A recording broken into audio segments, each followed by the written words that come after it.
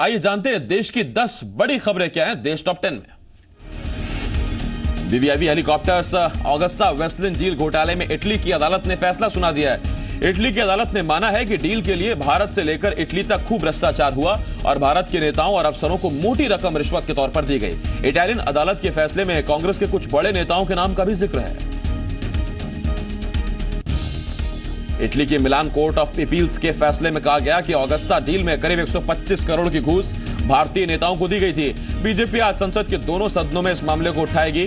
BJP सांसद सुब्रमण्यम स्वामी ने इस मुद्दे पर संसद में बहस के लिए नोटिस दिया है। सरकार ने रोम में भारतीय दूतावास से कोर्ट के फैसले की जानकारी मांगी है। वहीं पूर्व वायुसेना प्रमुख एयर चीफ मार्शल एसपी त्यागी ने कहा कि मैं दोषी हूं तो बाकी सब भी दोषी हैं। उत्तराखंड में राष्ट्रपति शासन पर आज सुप्रीम कोर्ट में अहम सुनवाई होनी है। 22 अप्रैल को हुई सुनवाई में सुप्रीम कोर्ट ने उत्तराखंड में राष्ट्रपति शासन हटाने के नैनीताल हाई कोर्ट के फैसले पर 27 अप्रैल तक रोक लगा दी थी, जिसके बाद राज्य में राष्ट्रपति शासन फिर से लागू हो गया।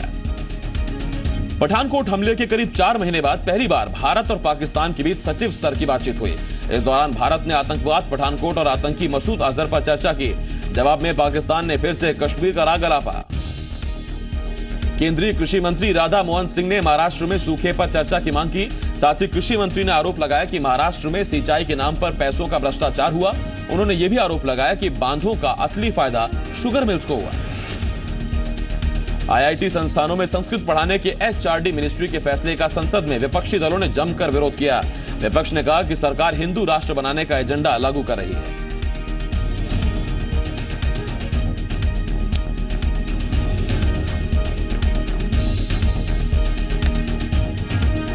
सुप्रीम कोर्ट ने आदेश दिया है कि उद्योगपति विजय माल्या और उनके परिवार की संपत्ति की जानकारी बैंकों को दी जाए।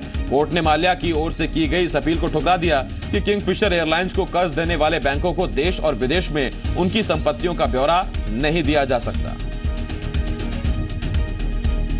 योग गुरु रामदेव की एफएमसीजी कंपनी पतंजलि आयुर्वेद ने 2015-2016 में 5,000 करोड़ का टर्नओवर पार कर लिया है। रामदेव ने दावा किया कि उनकी कंपनी इसी साल 10,000 करोड़ के टर्नओवर का लक्ष्य हासिल कर लेगी।